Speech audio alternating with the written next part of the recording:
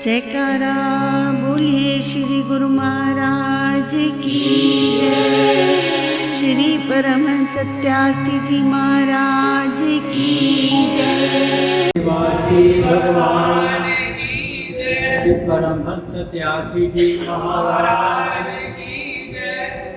सद्गुरुदेव भगवान की जय। सद्गुरुदेव भगवान के प्यारे बच्चों,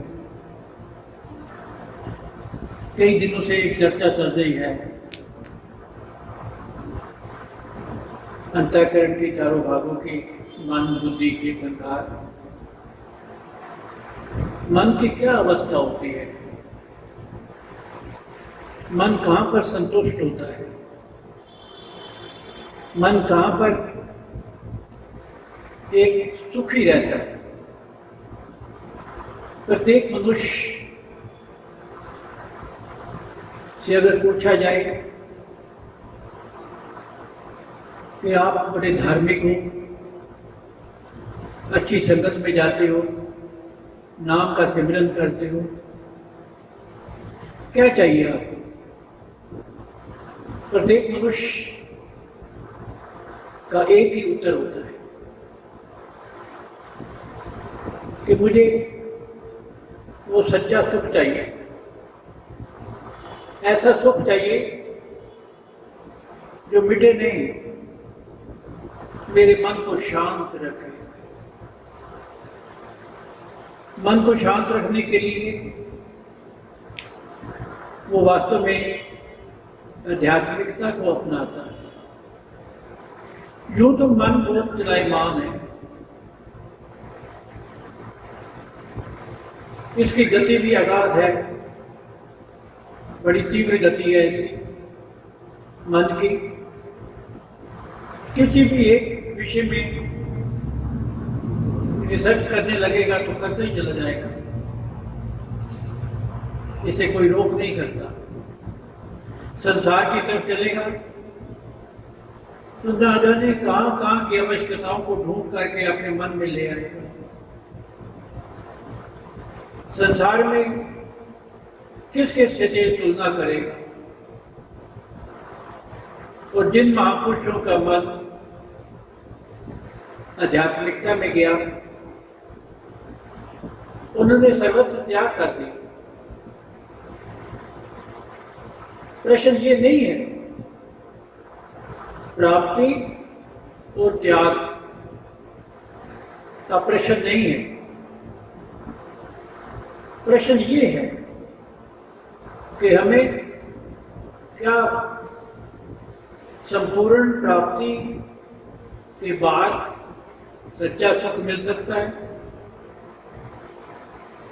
क्या हमें पूर्ण रूप से त्याग करने पर सच्चा सुख मिल सकता है?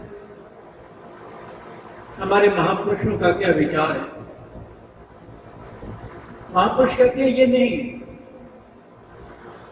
न संपूर्ण प्राप्ति से तुम्हें सच्चा सुख मिलेगा, न तुम्हें संपूर्ण त्याग करने से सच्चा सुख मिलेगा। तो कहाँ है सच्चा सुख? सच्चा सुख है किसी भी वस्तु को प्राप्त करने के बाद उसमें मन लीन ना हो जाए। जो लीनता है,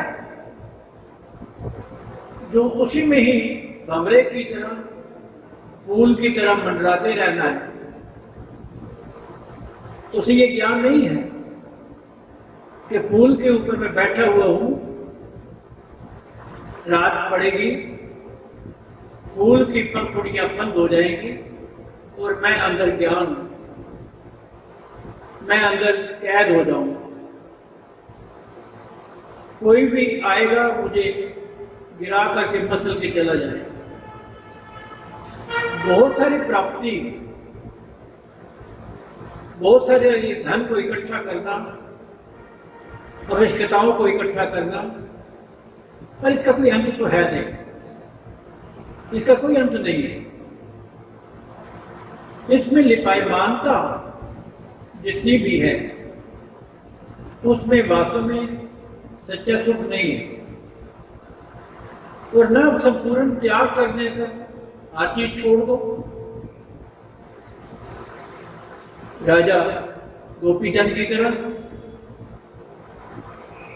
ये कितने भी हमारे महापुरुष हुए, उन्होंने, संतों ने सर्वत्र त्याग कर दिया। ये ठीक है कि आज वो पूजनीय है, परंतु मेरा विचार है कि सब कुछ होते हुए भी उसमें हमारी लीनता ना हो, आसक्ति, उसमें आसक्ति ना हो। ये ना हो कि सब मेरा है। छोटी सी एक बात बताता हूं आपको। एक हमारे बहुत अच्छे विचारक हुए, संत हुए, मैं संत की ही उपाधि दूंगा उनको। उनका नाम रविंद्रनाथ टैगोर था। जानते हो, उन्होंने एक पुस्तक लिखी, बहुत सुंदर पुस्तक। पुस्तक का नाम था गीतांजलि। वो कहीं भी जाते थे अपने साथ गीतांजलि रखते थे, गीतांजलि पुस्तक रखते थे उनके अपने।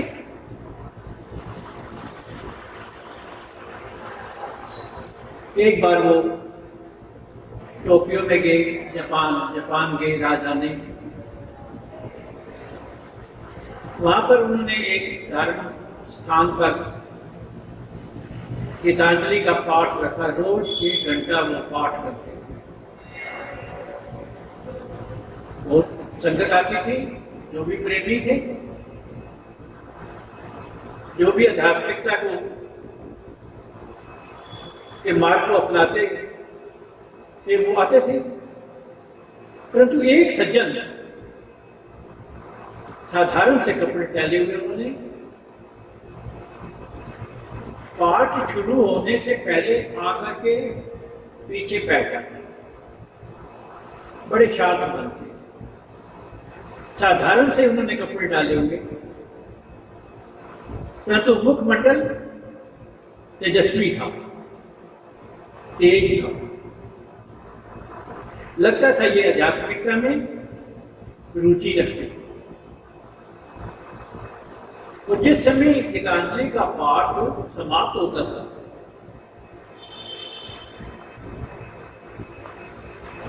आकर के गुरुदेव को प्रणाम करते, वो चले जाते। रोज एक गुलाब के फूलों का हार लेके आते।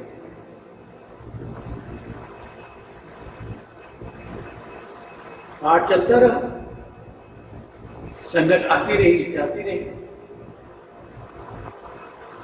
साधारण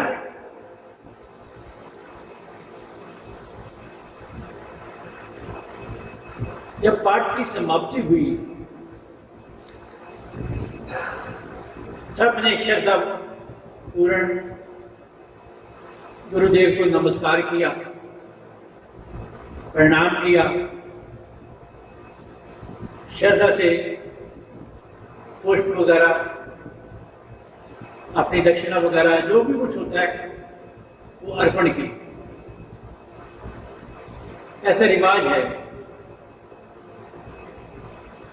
फॉरेन में अगर जाओ तो सत्संग के पास सारे आते हैं, वो अपनी श्रद्धा से मत्था टेकते हैं।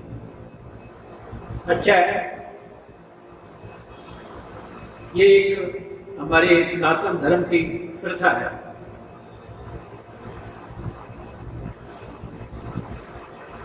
परंतु वो मनुष्य देखने में बहुत साधारण, परंतु उसकी आस्था बहुत, नम्रता बहुत। उसने आकर के हाथ जोड़ करके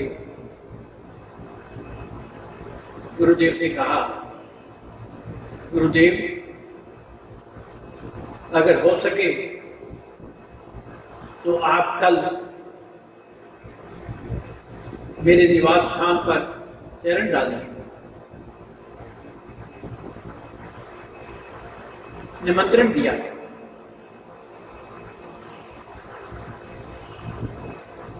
गुरुदेव कहने लगे, ठीक है, मैं आपके पास, आप 4 बजे आ जाना, मुझे यहाँ से ले जाना अपने निवास स्थान पर। प्रणाम करके वो चला गया। गुरुदेव अपने शिष्य को कहने लगे, ऐसे करो, मेरे स्वागत में हो सकता है ये अपनी हैसियत से ज़्यादा खर्चा कर दें, क्योंकि साधारण आदमी लगता था।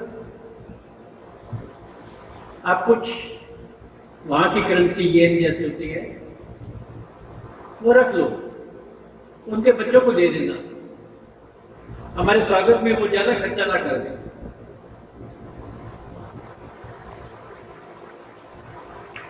देखो अब सच्चा सुख कहाँ पर है। हर मनुष्य ने प्रतिदिन आकर के एक महीना पाठ चला गीतांजलि का, कितना सुख का अनुभव किया होगा। और विशेष उस व्यक्ति ने जिसकी श्रद्धा, अपार श्रद्धा, जल्दी आना और आखिर में प्रणाम करके जाना। ठीक 4 बजे वो साधारण दिखने वाला मनुष्य अपनी विदेशी गाड़ी लेकर के और फूलों से सजी हुई लेने के लिए आया। गुरुदेव चलिए। गुरुदेव कहने लगे, हो सकता है किराए की लाया हो मेरे स्वागत के लिए, गाड़ी लाया हो। अपने शिष्य के साथ गुरुदेव उसकी गाड़ी में बैठ गए।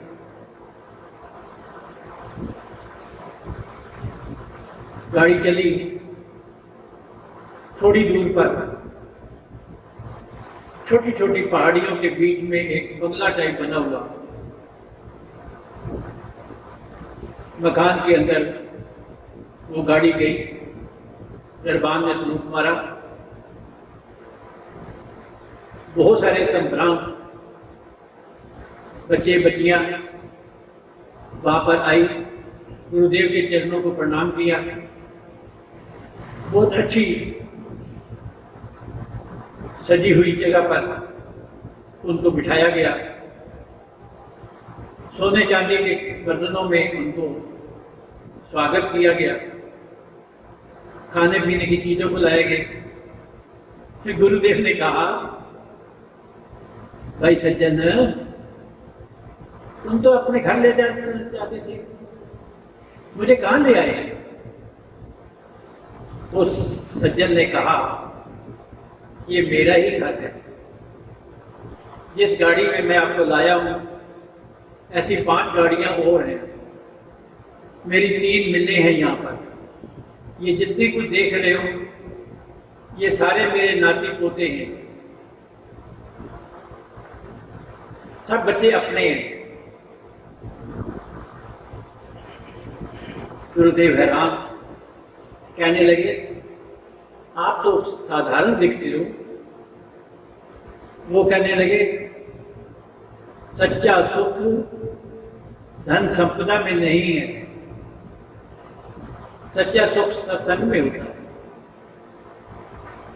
सच्चा सुख महापुरुषों के साथ रहने में होता है। सच्चा सुख अपने मन की अवस्था को धार्मिकता में लाना। सब कुछ होते हुए भी जो मनुष्य उसमें लीन नहीं होता और वो समझता है कि वास्तव में जो सुख है वो धन संपदा में नहीं है। सब कुछ होते हुए भी उसमें लीन नहीं है, उससे बाहर है। शरीर का सुख संसार में बहुत मिल जाएगा, परंतु मनुष्य उसमें लिपायमान ना हो। तो वास्तव में अगर प्रत्येक मनुष्य ये समझने लग पड़े कि ये सारी आवश्यकताएं, ये सारी विलासताएं मनुष्य के लिए बनी हैं, मनुष्य इन विलासताओं की तरह के लिए नहीं बना। रोटी एक जीने का सहारा है, ना कि हम रोटी के लिए बने। ये महल, ये धन संपदा, ये परिवार, सारे का सारा इस शरीर को सुख देने वाला बना है, मैं समझता हूँ इस चीज को। परंतु वास्तविक सुख सदगुरुदेव भगवान जी के श्री चरणों में है। जितना सुख आत्मिक सुख, जितना सुख हमें सत्संग में मिलता है, महापुरुषों के संगत में मिलता है, महापुरुषों की सेवा में मिलता है, उतना सुख हम संसार की वस्तुओं में ढूंढे भी नहीं मिलता। सदगुरुदेव भगवान सत्यार्थी महाराज जी कहते थे, मेरी अलमारी में बहुत सारी सिगरेटों के डब्बे पड़े हुए। एक मिसाल देते थे, उदाहरण देते थे, मेरी अलमारी में बहुत सारे सिगरेटों के डब्बे पड़े हुए और फिर मैं उसका इस्तेमाल ना करूं, वास्तव में त्याग वो होता है। सब कुछ होते हुए भी हम अगर उसका सेवन नहीं करें, हमारी चित्तवृत्तियां, हमारा मन, हमारी बुद्धि सदगुरुदेव भगवान जी के श्री चरणों में सेवा में ही लगी रहे, तो वास्तव में सच्चा सुख वो होता है, वो वास्तव में त्याग वो होता है। ये नहीं है कि हमें कुछ मिलता नहीं है, हमारे पास कुछ नहीं है, हम कहते हैं हम तो त्यागी हैं। ऐसा नहीं है। सब कुछ होते हुए भी हम उसकी तरफ ध्यान ना दे करके सदगुरुदेव भगवान जी की सेवा में लगे रहें, आध्यात्मिकता में लगे रहें, सिमरन में लगे रहें, अपनी साधना को पूरा करें, तो सच्चा सुख वास्तव में वो होता है। इसलिए सदगुरुदेव के प्यारे बच्चों, अगर अपने मन को, अपने आप को सुखी रखना चाहते हो, तो संसार की वस्तुओं को जितने भी आपने इकट्ठी की हैं उसमें लीन नहीं होना, उसको आध्यात्मिकता में मतलब अपना समझना ही नहीं। अगर हम आपने सब कुछ होते हुए भी उसको बीच में रहते हुए भी, कमल रहता है ना, जल में रहता है ना, पर ऊपर रहता है। हम संसार में नहीं, संसार की वस्तुएं हो हमारे पास, कोई बुराई नहीं है, पर उसको अपना न समझ करके सदगुरुदेव भगवान जी की देन समझे और हमेशा हमारी जो लीव है, हमारा जो ध्यान है, वो सदगुरुदेव भगवान जी के श्री चरणों में लगा रहे। ये सबसे अच्छा सच्चा सुख होता है। उसकी प्राप्ति करने के लिए मेरे बच्चों, सदगुरुदेव भगवान जी के प्यारे बच्चों, हमेशा ध्यान रखना कि ये संसार हमारे लिए तो बना है, पर हमारी आत्मा हमेशा अपने ईश्वर को, अपने परमात्मा को ही प्राप्त करने के लिए सर्वत्र प्रयत्नशील है। हम महापुरुषों की, हम अपने सदगुरुदेव भगवान की हमेशा सेवा में लगे रहें, इसी में हमारे जीवन का कल्याण। हरिओम दत्त, हरिओम। सदगुरुदेव भगवान की